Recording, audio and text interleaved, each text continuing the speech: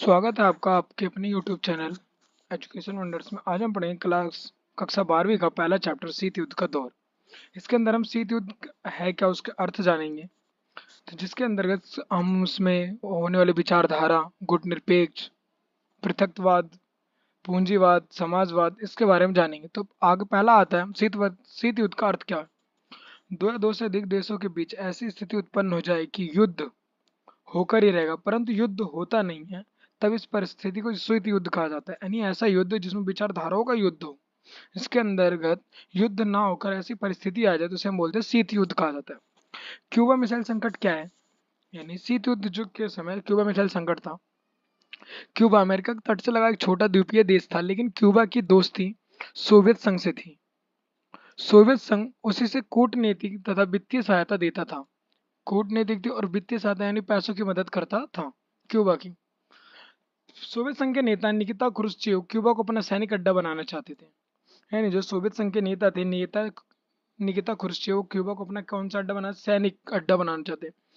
क्योंकि Cuba America के निकट था, क्योंकि जो क्यूबा था वो अमेरिका के पास व निकट था। क्यूबा से अमेरिका को अधिक हानि पहुंचाना जा सकती थी। यानी क्यूबा से अमेरिका को बहुत ज्यादा हानि पहुंचाई जा सकती थी।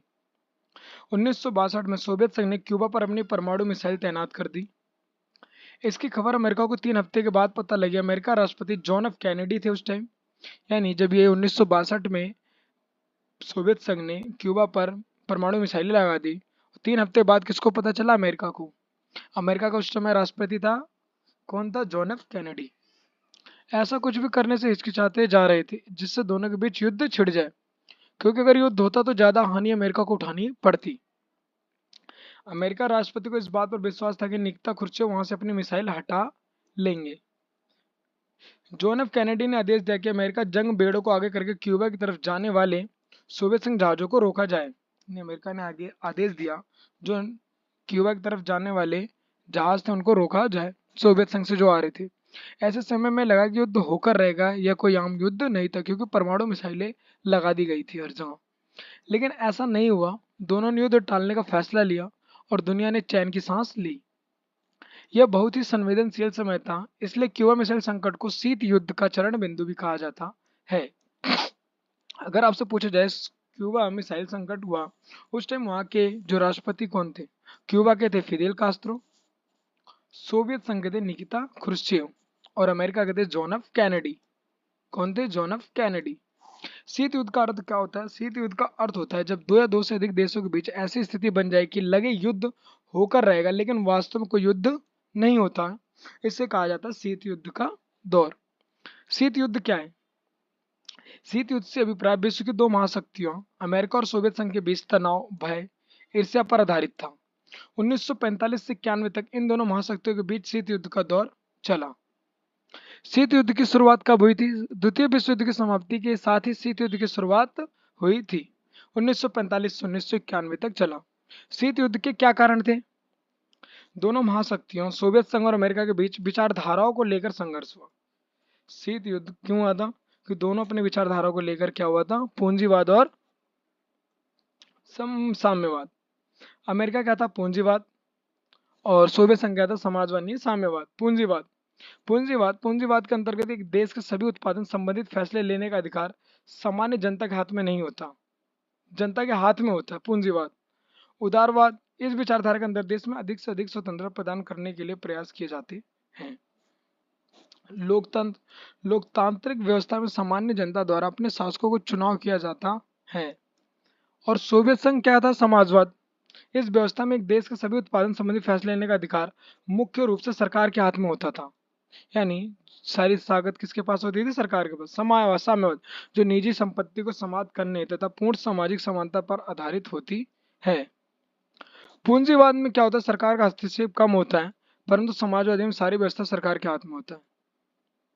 पूंजी व्यापार अधिक होता है और निजी व्यवस्था पर जोर देते हैं। समाजवाद में सभी व्यवस्थाएं सरकार के हाथ में होता है और निजी व्यवस्था का विरोध होता है। शीत युद्ध के क्या कारण थे। सोवियत संघ पर अमेरिका के वैचारिक मतभेद, इन विचारों को लेकर जैसे पूंजीवाद और साम्यवाद। अमेरिका का परमाणु कार्यक्रम, यानी अमेरिका भी परमाणु का बनाने में होड़ में था, महाशक्ति बनने की होड़ में थी। ईरान व सोवियत में हस्तक्षेप, जो ईरान के टाइम में सोवियत संघ ने हस्तक्षेप किया था, उसी प्रकार से फांसीवाद ताकतों का अमेरिकन सहयोग, यानी जब सोवियत संघ की फांसीवादों से हस्तक्षेप चल रहा था, अमेरिका ने उनकी सहयोग करी थी। विचारधारा को लेकर मतभेद हुई थी। अमेरिका का मानना था कि पूंजीवाद, उदारवादी लोकतंत्र, अर्थव्यवस्था दुनिया के लिए बेहतर है, जबकि सोवियत संघ का मानना था कि समाजवादी यानी साम्यवादी अर्थव्यवस्था दुनिया के लिए क्या है, बेहतर है। अब क्या अमेरिका मानता था कि पूंजीवादी, उदारवादी लोकतंत्र, अर्थव्यवस्था दुनिया के लिए बेहतर है, और वहीं पर सोवियत संघ क्या मानता था कि जो साम्यवादी यानी समाजवादी जो दुनिया है वो बेहतर है। प्रथम विश्व युद्ध कब से कब हुआ ये पूछा जाए अगर आपसे, तो आप बोलोगे 1914 से लेकर 1918 तक। फिर अगर पूछा जाए द्वितीय विश्व युद्ध कब से कब तक रहा, 1939 से लेकर 1945 तक। द्वितीय विश्व युद्ध के गुट कौन कौन से थे, मित्र राष्ट्र और धुरी राष्ट्र। मित्र राष्ट्र में आता फ्रांस, ब्रिटेन, संयुक्त राष्ट्र अमेरिका और सोवियत संघ, और वहां पर धुरी राष्ट्र में आता जर्मनी, जापान, इटली। द्वितीय विश्व युद्ध के अंत में अमेरिका ने अगस्त 1945 में जापान के दो शहर हिरोशिमा और नागासाकी पर परमाणु बम गिराए। जापान को आत्मसमर्पण करना पड़ा। यानी द्वितीय विश्व युद्ध हुआ था तो उस टाइम अमेरिका ने क्या कर दिया था, परमाणु परमाणु बम गिरा दिए थे। कहां पर, हिरोशिमा और नागासाकी पर। और बमों के क्या नाम थे, लिटिल बॉय और फैट मैन। अमेरिका का एक संगठन क्या बना था, अमेरिका का संगठन था नाटो। और उसी को रोकने के लिए, उसी का मुकाबला करने के लिए सोवियत संघ ने क्या बनाया था, वार्सा पैक्ट यानी वार्सा संधि। तो अमेरिका ने क्या बनाया था, नाटो यानी नॉर्थ अटलांटिक ट्रीटी ऑर्गेनाइजेशन, उत्तरी अटलांटिक संधि संगठन। उद्देश्य क्या थे, सभी सदस्य मिलजुल कर रहेंगे, यानी नाटो में जितने भी देश शामिल हैं, अगर किसी एक पर हमला हुआ तो सभी पर हमला माना जाएगा, एक दूसरे की मदद करेंगे। अगर एक पर हमला होगा तो उसने पूरे पर हमला मानेंगे और मिलजुल कर क्या करेंगे, मुकाबला करेंगे। फिर इसी के साथ सीटो सेंटो ही बना था। सीटो 1954 में South East Asia Treaty Organisation, दक्षिण पूर्व एशियाई संधि संगठन। यानी उद्देश्य क्या था, साम्यवादी को विस्तारवादी नीतियों से दक्षिण पूर्व एशिया की रक्षा करना।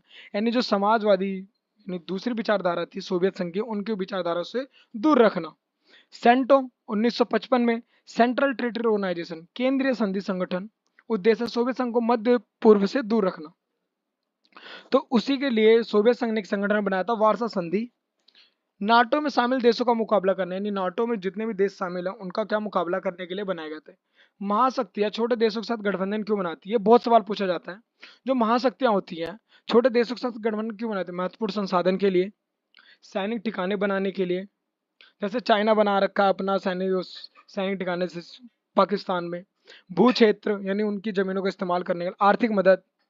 और वहीं छोटे देश महाशक्तियों के साथ क्यों गठबंधन करते थे, महाशक्तियां क्यों करते थे वो पता चल गया हमें। अब छोटे देश महाशक्तियों के साथ गठबंधन क्यों करते थे, पहला सुरक्षा के लिए, यानी जो बड़े देश हैं वो छोटे देश की क्या करेंगे, रक्षा करेंगे, सैन्य सहायता भी करेंगे, क्योंकि छोटे देश होंगे उनके पास हथियारों की कमी होगी तो उसकी मदद करेंगे, हथियार उसको भी, आर्थिक मदद, पैसे की मंदी होगी तो उसकी भी मदद कौन करेगा, महाशक्तियां। इसलिए छोटे देश महादेशों के साथ यानी महाशक्तियों के साथ क्या करते थे, गठबंधन करते थे।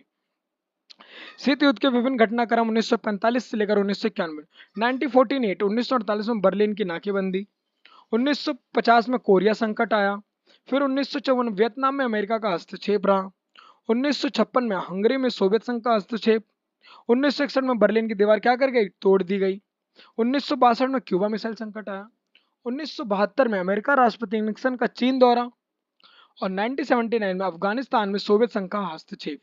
1990 में जर्मनी का क्या हुआ, एकीकरण। अगर पूछा जाए कि बर्लिन की दीवार कब गिरी थी, 1961 में, और जर्मनी का एकीकरण 1990 में, और 1991 में सोवियत संघ का क्या हो गया था, विघटन हो गया था। दो ध्रुव युद्ध विश्व का आरंभ, दूसरे विश्व युद्ध के बाद दो गुटों में बंटा गया। पहली दुनिया पूंजीवादी देश, जिसकी अगुवाई कौन कर रहा था, अमेरिका कर रहा था। पश्चिमी यूरोप के देशों ने अमेरिका का पक्ष लिया, और इन्हीं देशों के समूह को पश्चिमी गठबंधन कहते हैं, जिसके अंदर Britain, Norway, France, Spain, Italy, Belgium और पश्चिमी जर्मनी शामिल थे। और वहीं पे आता है दूसरी दुनिया। दूसरी दुनिया यानी समाजवादी देश, जिसकी अगुवाई कौन कर रहा था, सोवियत संघ कर रहा था। पूर्वी यूरोप के देशों ने सोवियत संघ का पक्ष लिया, इन्हीं देशों के समूह को पूर्वी गठबंधन कहते हैं। पोलैंड, हंगरी, बुल्गारिया, रोमानिया और पूर्वी जर्मनी ये शामिल थे। अवरोध क्या होता है, अवरोध यानी रुकावट। अवरोध क्या होता है, रुकावट। जब दोनों पक्ष बहुत ताकतवर हों और एक दूसरे को बहुत नुकसान पहुंचा सकते हैं पर दोनों पक्षों में कोई युद्ध का खतरा मोल नहीं लेना चाहता, उससे क्या कहा जाता है? अवरोध, रुकावट। गुट निरपेक्ष, सभी गुटों को अपने अलग रखना। गुट निरपेक्ष आंदोलन के संस्थापक थे, नेता थे इंडोनेशिया के सुकर्णो, घाना के वामियान नक्रूमा, मिस्र के गमाल अब्दुल नासिर, भारत के पंडित जवाहरलाल नेहरू और यूगोस्लाविया के जोसेफ ब्राज टिटो। गुट निरपेक्ष का अर्थ क्या होता है? गुट निरपेक्ष आंदोलन महाशक्तियों के गुटों में शामिल न होने का आंदोलन था, यानी वो किसी भी गुट में शामिल नहीं होंगे, न पूंजीवाद न साम्यवाद। दोनों महाशक्तियों के बीच तनाव कम करने का काम भी किसने किया था? गुट निरपेक्ष देशों ने, जो किसी भी गुट में शामिल नहीं थे। 9 स्वतंत्र देशों की आजादी में मदद की, जो नए नए राष्ट्र थे उनमें मदद की। इसका उद्देश्य विश्व शांति, सहयोग, एकता स्थापित करना था। उद्देश्य क्या था? शीत युद्ध की राजनीति का त्याग करना और स्वतंत्र अंतरराष्ट्रीय राजनीति का अनुसरण करना था। सैन्य गठबंधन से पर्याप्त दूरी बनाए रखना, साम्राज्यवाद और उपनिवेशवाद का विरोध करना, रंग भेद की नीति के विरुद्ध संघर्ष की शुरुआत करना, यानी रंग भेद, कई लोगों को भेदभाव काले गोरे से था, उस पर भी क्या विरुद्ध संघर्ष करना, मानव अधिकारों की रक्षा के लिए यथासंभव प्रयास भी करना। गुट निरपेक्ष आंदोलन की प्रासंगिकता क्या थी? गुट निरपेक्ष आंदोलन ने विश्व शांति को संरक्षित करने के प्रयासों में सक्रिय भूमिका निभाई। गुट निरपेक्ष आंदोलन क्षेत्रीय अखंडता और संप्रभुता के सिद्धांत का समर्थन करता है। गुट निरपेक्ष आंदोलन एक न्याय संगत विश्व व्यवस्था को बढ़ावा देने का प्रयास कर रहा है। किसी विशिष्ट मुद्दे को लेकर मतभेद पैदा होता है तो गुट निरपेक्ष आंदोलन उस मतभेद को हल करने हेतु साथ ही महत्वपूर्ण मंच के रूप में कार्य कर सकता है। गुट निरपेक्ष आंदोलन में कुल 120 विकास देश शामिल हैं। इनमें से लगभग सभी देश संयुक्त राष्ट्र यानी यूनाइटेड नेशन के सदस्य हैं। पृथकवाद क्या है? जो अलग रहना। पृथकवाद ऐसी नीति है जिससे एक देश को अंतर्राष्ट्रीय मामलों से क्या अलग रखना होता है? अलग रखना, पृथकवाद कहलाता है। तटस्थता ऐसी नीति है जिसमें देश ना तो युद्ध में शामिल होते हैं, ना ही उसे समाप्त करवाने के लिए कोई कदम उठाते हैं, यानी अलग से किनारे में रहना। गुट निरपेक्ष और भारत स्वतंत्र विदेश नीति, दोनों महाराष्ट्रीय शक्तियों का समर्थन, यानी अमेरिका और सोवियत संघ दोनों का समर्थन था। अंतर्राष्ट्रीय स्तर पर पहचान मिली, विकासशील देशों का सहयोग था। एक महाशक्ति द्वारा विरोध किए जाने पर दूसरी महाशक्ति का क्या था? समर्थन। उस टाइम अमेरिका से हमारी विरोध चल रहा था और वहीं हमें सोवियत संघ से क्या सैन्य समर्थन भी मिलता था। गुट निरपेक्ष सम्मेलन 1961 में बेलग्रेड में हुआ था। इसमें 25 सदस्य शामिल हुए।